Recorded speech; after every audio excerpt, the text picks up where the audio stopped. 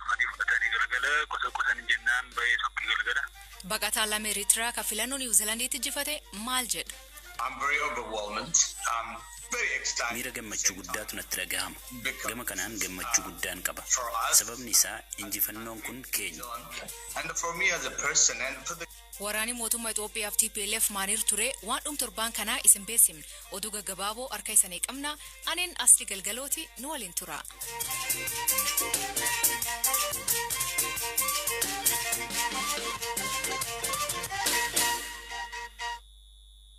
Waraani mootummaa Itoophiyaa fi hoogganoota TPLF naannoo Tigray keessatti akkuma itti fufeen jira. Dhaabbati mootummaa gamtoomanii lammiilee magaalaa Maqalee keessa jiraataniin eegumsa godhaniif mootummaa Itoophiyaa gaafate. Waraanam 7 kan maanta haaraa waayilii Zalaalem Taadessaa nu beeksise. Zalaalem sanbataaf dilbaat maaltu uumame? Asli galatoomii torban kana keessa dhimmoota waraana kana wal qabatee amma magaalaa Maqaleetu hafee jechaa kan jiru mootummaan Itoophiyaa. Ministeerri muummee Itoophiyaa Abiy Ahmed wayita loltootni gara magaalaa Maqaleetti qajeelaa jiran kanatti humnoota Tigray keessa jiraniin harka kennachuuf sa'aatii 72 kennaniifii jiru. Ministeerri muummee Abiy hooggantoota TPLFin aduun keessa lixaa jirti jechuun harka akka kennatan ergaa dabarsaniiru. TPLF immoo hanga dhumaatti nan falmadha jechuun irra deddeebiin himaadha kan jiru. Lola kanaan haga ammaatti dhibban kan lakkaaman yoggoo lubbuu dhaban kumaatamna immoo akka buqqaantuu himamaa jira. UN lolli kun hawaasa irratti rakkoo namoomaa geessa jira jechuun akeekkachiiseeti kan jiru.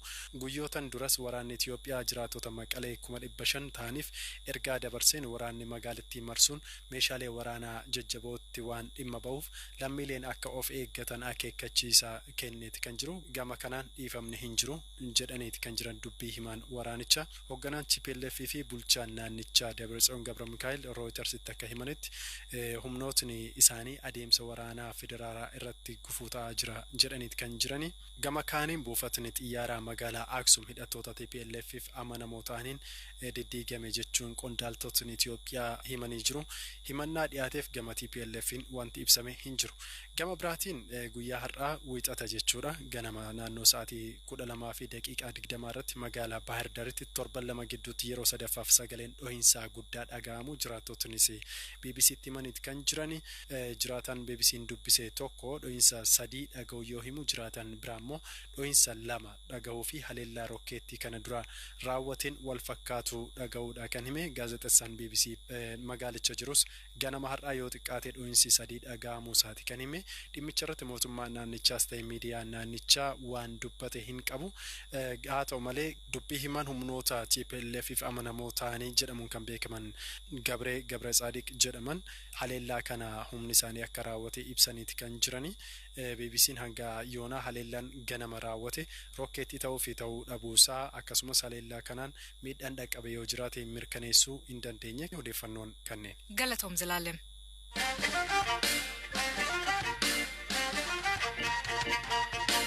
Tibbaan gamtaan Afrikaa hoogganoota biyyoota Afrikaa 3 olol mootummaa federaalaatiif naannoo Tigray jidduutti godhamu marii akka furan Finfinneetti erguun ta'uun ibsi. Mootummaan federaalaa TPLF waliin ammaatti araarii gaggeessin hin jiru jedhe. Opereeshinii seera kabachiisuu dhiyootti xumuraa jedhe hime. Gorsaan olaanaa ministeerri muummee Dr. Abiy Ahmed obbo Maammoo Mihiretu bakka gamtaa Afrikaa gara Itoophiyaa qajeelanis naannoo Tigray hin daawwatan jedhe.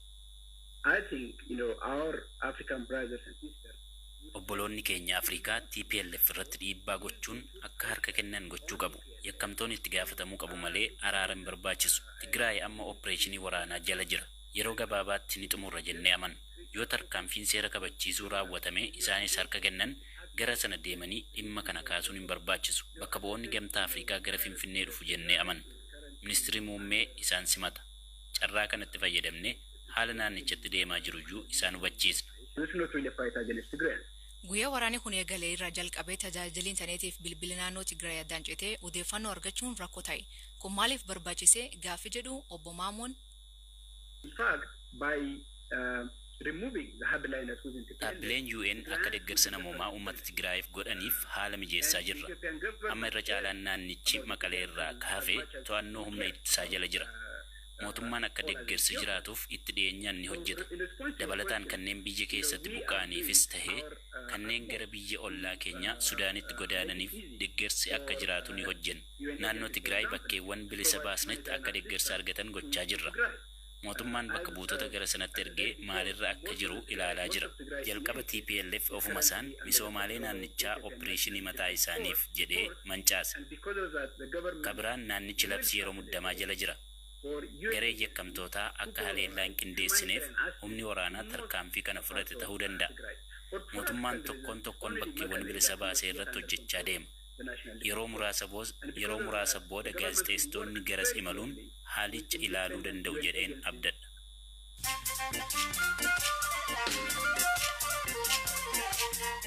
Dhaggeeffattootni oduu gaggabaaboo isin beeksifne.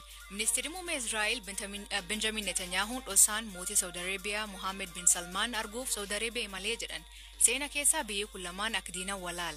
Imalli kun yoo mirkaneessan walgahii tokkoffaa ta'uun amanama.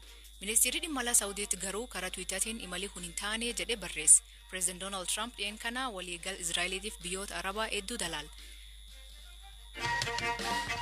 Jiddugalli ijoollee shaniitti guyyaatti waggaa 14 kadabre keessatti lubbuu dhaabbii waraanii miidhaa Afgaanistaanii keessatti. Galmeen dhaabbata mootummaa gamtoomanii ajjecha ijoollee 25,25 ta'uu waggaa 2005 2019 keessa raawwate agarsiisa. Afgaanistaan biyyoota 11 addunyaa keessa ijoolleef balaafamaa keessa jirti. Lammiileen Ameerikaa jalqaba talaal COVID-19 muudee 11 qabee argachuu danda'u jedhan hoogganaan sagantaa talaal koronaavaayirasii Ameerikaan ragiyoonaa namoota dhukkubichaan qabaman miliyoona 12 yoo galmeessitu namoota 255 lubbuun dhabamanii jedhan odeeffannoon John Hopkins University. Prezidentiin Confederation Kubbaa Miilaa Afrikaa Ahmad qajeelfamoota namoota garaagaraa cabsuun waggaa 5 hojiirra ugguraman. Ahmad namoota amanamummaa kennaa fudhachuu fi kennu aangoo fi qarshii akka malee fayyadamuun wal qabatan cabsan jedhan.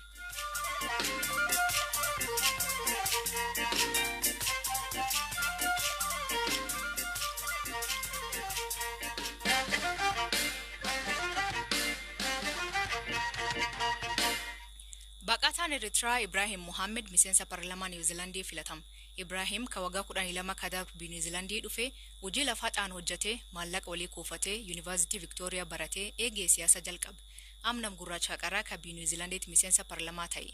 Adeemsa isaa kanirraa gaafiif deebii gaazexeessa BBC Peter Okochee waliin taasise dhageeffadha. I'm very overwhelmed.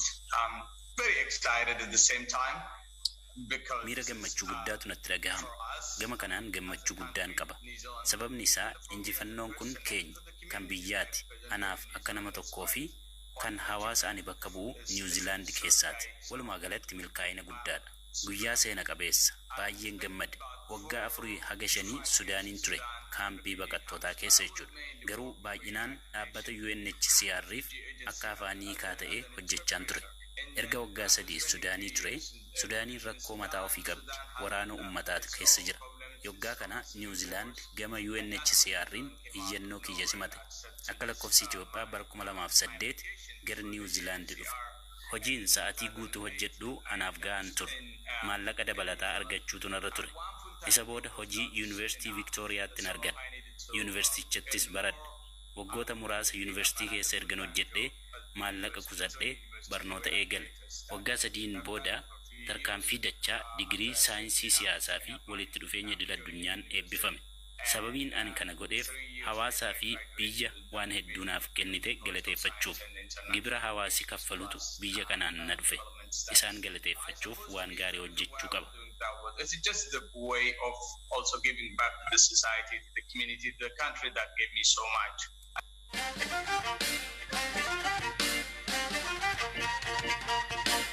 Jimaat dabree godina Hooroo Guduruutti namooti 3 ajjeefamuu miidiyaa hawaasaa irratti namooti baay'een himaa ture. Isaan keessaa barsiisa Kitila Guddataati. Maatiin barsiisaa ajjeefamee Kitila Guddataa keessa nama maqaan isaa akka dhahame hin feene tokko gaafannee haala itti qabame waayil keenya Habtaamuu Xibabuutiin. Gaafa kamisaa galgala na bira oolee galee galgala manatti yeroo galu otoo mana isaatii bahee mana maazarii deemee mucaa wayii tokko nutini jedhee safaana haasaa jiru galeeti. Gaafa galee sireerra ciisee otoo haasaa jiru haadha manaasaa ijoollee lama qabaa ijoollee safaana haasaa jiru manaa dhufanii fudhatanii galgala qosan jennaan bahee tokki galgala. Tole eenyu isaan namoonni dhufanii balbala rukutan kun? Isaan humna addaa Oromiyaati. Isa booda akkas isaan gaafa isaan kana godhanii isaan kun inni immoo gaafa achi ka'ee tiribjeena'u jaammaa isaa hidhatee uma godhatee gaafa inni itti bahu haati manaasaa adaraanaan bisaa anaan na fudhaa deemaa ijoollee isaatti otoo isheen jettu waan gaafa nu gaafannee hin deebi'aan jedhamuutiin nu shuruursanii fudhatanii ba'an manaati sa'aatii 3 walakkaa bulee gaafa intini jennu ganama deemnee humna addaa bira kana bira yeroo nuti deemnee haala jiru qaqqarreessinee haala jiru oma jennu silkiidhaan wallaan silkii obbo Shigee beektu simmoo mujaa faana baddalame jimaataa sana sa'aatii 2 minaaminitti gaafa silkiidhaan wallu silkiin keessiin qaddasaa jira deewwaalaati. Keessiin betekiristaanii keessaa tokko qaddasaa jiru silkii immoo gaafa daawwallu silkii nu jalaa kaasanii silkiin achi keessa jira silkoon hunduma isaanii jechuudha silkii hambiraazarii qocufaniiru malee isa gaafa daawwallu silkii achiitti nu jalaa kaasanii keessii qaddaasuu bichaa aggeeffannee isaa booda silkii nurratti cufanii aziruu hanjamuutiin sammuun keenya burjaajee kanattiin aziruu moo amma gadhiisu kan jedhamuutiin sana booda ammoo su'eessa ga'aniiru bakki ganda haroo aagaa kan jedhamu bakki silbii kan jedhamutti miila qullaa deemsisaa jiru amma fiduuf immoo ol kaachiteetti kan jedhamu odeeffannoo dhageenye nutis sa'aatii 6-7 gidduutti halkan keessaa sa'aatii 1 walakkaatti jimaata galgala kan qidaametti barii sa'aatii 1 walakkaatti rukutamanii reeffa isaanii godhatti arganne bullee. Mee poolisoota humna addaa meeqaan ta'u kan gaafa kamisaa galgala dhufanii fudhatan? Xiqqaate 15 ol isaa booda deemee maazariin deemtee humti namaa biyyi saqalaa hundi deemee gaafa deemanii motoraatiin bira darbee reeffa isaanii naqee dura argate anadhaan baay'ee gadda jimaan nutti dhaga'ame. Mee reeffa nama meeqaa agartanii eenyu faadha namoonni kun? Shigee Alamaayyoo fi Biraanuu Gabayyoo kan jedhamu jira magaalaa keessa inni Biraanuu Gabayyoo Shigee Alamaayyoo Gaaddisaa Alamaayyoo jedhama maqaan akkasii lama qaba. Obbo Kitilaan barsiisaa turanii obbo Biraanuu fi obbo Gaaddisaan maal hojjetu? Gaaddisaan intini zabanyaa anaa warroo argatee ture amma wal guddisaniiru nutti fakkaata akka yaadutti garuu hin beeku. Obbo Gaaddisaa jechuudha?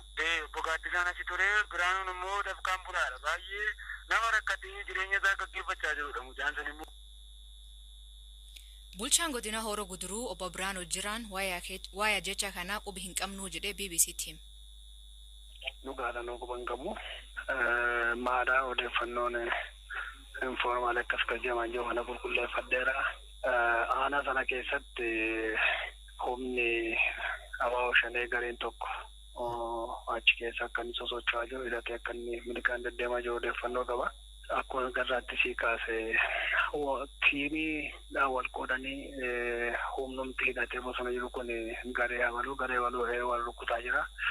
Garee isa tokkodha jedhee akka itti lakkaa'ee wal rukkutuudha. Inni oranjoo isaan odeeffannoo qaba malee dhugaadha maqaadhaanis baay'ee isaanis quban qabu.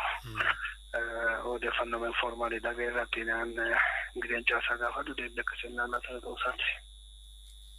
Dhaggeeffattootteen oduu biraatiin michuun Donald Trump beekama filannoodhaan mo'amuu isaanii fudhachuu diduu fi bu'aa filannoo boodatti deebisuuf isaa akka yaalan dhaaban gorsan bulchiinsi Niwuziilaandii duraanii Chris